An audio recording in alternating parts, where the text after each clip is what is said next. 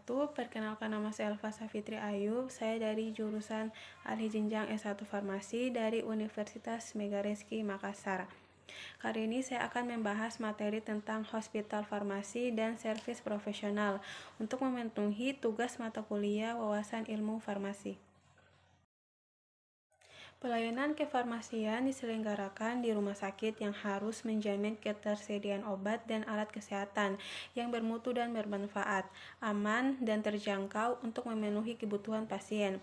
Pelayanan kefarmasian meliputi yang pertama ada pengelolaan sediaan farmasi, yang kedua ada alat kesehatan dan bahan medis habis pakai atau BMHP, dan yang ketiga yaitu pelayanan farmasi klinik. Pengaturan standar pelayanan kefarmasian di rumah sakit bertujuan untuk yang pertama yaitu meningkatkan mutu pelayanan kefarmasian, yang kedua yaitu menjamin kepastian hukum tenaga kefarmasian, dan yang ketiga adalah melindungi pasien dan masyarakat dari penggunaan obat yang tidak rasional dalam rangka keselamatan pasien. Sistem pelayanan kefarmasian dan penggunaan obat di rumah sakit dirancang, diimplementasikan, dan dilakukan peningkatan mutu secara berkesinambungan terhadap proses-proses antara lain. Yang pertama yaitu pemilihan, yang kedua perencanaan dan pengadaan, ketiga penyimpanan, keempat pendistribusian, yang kelima peresepan atau permintaan obat atau instruksi obat, yang keenam yaitu penyalinan, yang ketujuh penyiapan, yang kedelapan pemberian, dan kesembilan pemantauan. Sistem pelayanan kefarmasian dan penggunaan obat dikelola untuk memenuhi kebutuhan pasien, antara lain seperti perencanaan sistem pelayanan kefarmasian dan penggunaan obat. Yang kedua ada pemilihan, yang ketiga perencanaan dan pengadaan sediaan farmasi dan BMHP.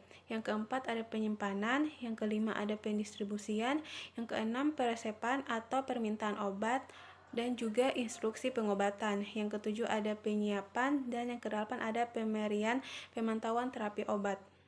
Kajian efektivitas dalam pelayanan kefarmasian dan penggunaan obat dalam 1 kali setahun.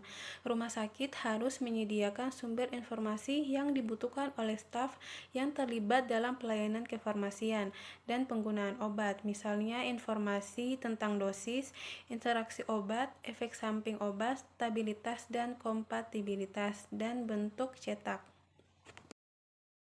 Rumah sakit mempunyai ruang penyimpanan sediaan farmasi dan BMHP yang disesuaikan dengan kebutuhan, serta memperhatikan persyaratan penyimpanan dari produsen, kondisi sanitasi, suhu, cahaya, kelembapan, dan memiliki sistem keamanan penyimpanan yang bertujuan untuk menjamin mutu dan keamanan produk serta keselamatan staf.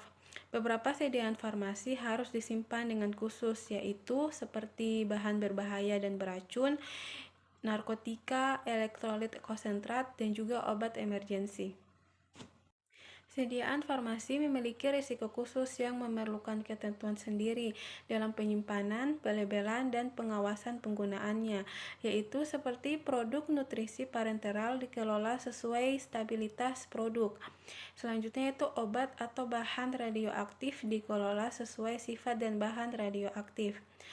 Terus obat yang dibawa pasien, dan juga obat BMHP dari program atau bantuan pemerintah atau pihak lain dikelola.